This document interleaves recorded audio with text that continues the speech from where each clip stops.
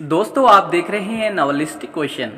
अगर आपने अभी तक हमारा चैनल सब्सक्राइब नहीं किया तो चैनल को सब्सक्राइब कर लें ताकि हर आने वाली वीडियो का नोटिफिकेशन आप तक बआसानी पहुंच सके। शुक्रिया।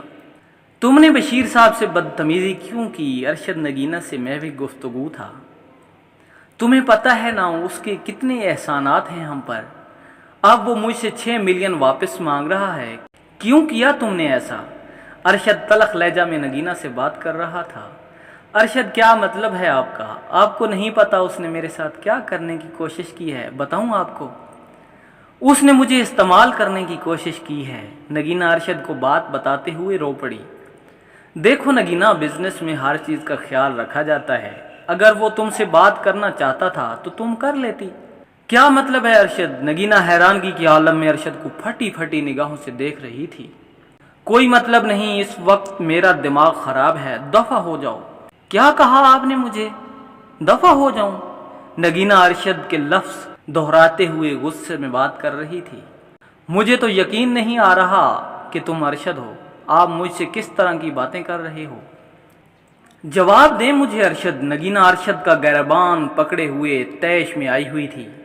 मैं आपकी बीवी हूं, कोई रखेल नहीं जो मर्दों को खुश करूंगा। आपने जो कहा मेरा दिमाग फट के बाहर आ जाएगा। कौन अपनी बीवी से कहता है कि गैर महरम के पास जाओ और बात मानो?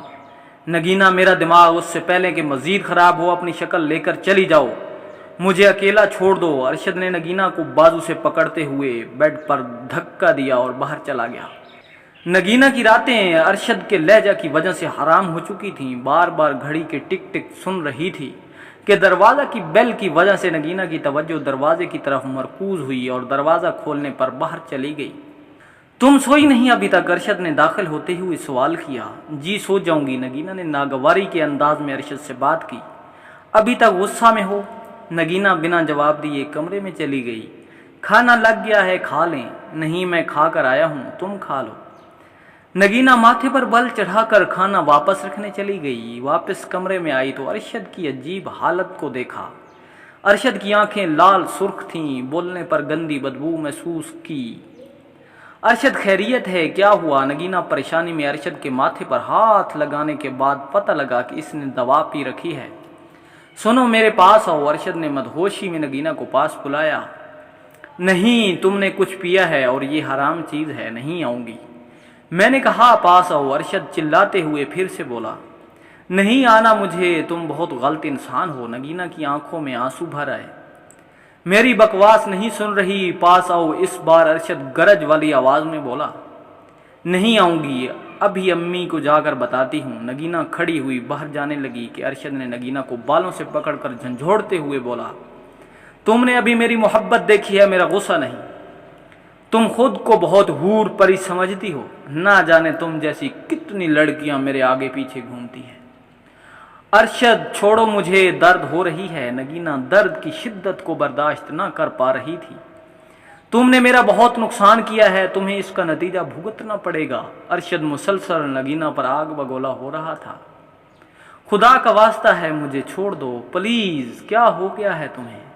नगीना ज़ारो कतार रोने लगी। अरशद नगीना को घसीटता हुआ बाहर ले गया और अंदर से दरवाज़ा बंद कर दिया। नगीना, तुम किधर फंस गई हो? क्या ये वही अरशद है, इतनी केयर करने वाला, इतनी मोहब्बत करने वाला? नहीं नहीं, ये वो नहीं है। नगीना खुद से सवालों जवाब करती हुई सोफा पर बैठी थी। सुबह के 7 बजे थे मगर अब तक नगीना के आंसू खुश्क नहीं हो पा रहे थे। अम्मी, मैं ऑफिस जा रहा हूँ, अपना ख्याल रखना। महवेश आती ही होगी, वो आपका ख्याल दूसरों से अच्छा रखती है। अरशद तंजिया लहजे में वालदा को दरवाजे के बाहर से बात कर रहा था। नगीना सब सुन रही थी। उसने भी किसी बात का जवाब ना दिया और उठकर कमरे में चली गई। हाँ अरशद, तुम्हारा वक्त ख़त्म हो चुका है, मेरे पैसे दो। बशीर अरशद के ऑफिस में जा पहुंचा। अगर शाम तक मेरे पैसे मुझे ना मिले तो कानूनी कार्रवाई करूंगा। बशीर कोई बात भी सुनने को तैयार नहीं था। बशीर साहब बैठकर बात करते हैं ना, मुझे अभी कोई बात नहीं सुननी, शाम तक पैसे मिल जाने चाहिए। बशीर अरशद को धमकी देते हुए बाहर चला गया। आगे की कहानी सुनने के लिए मुलाहिजा करें एपिसोड नंबर 12। शुक्रिया।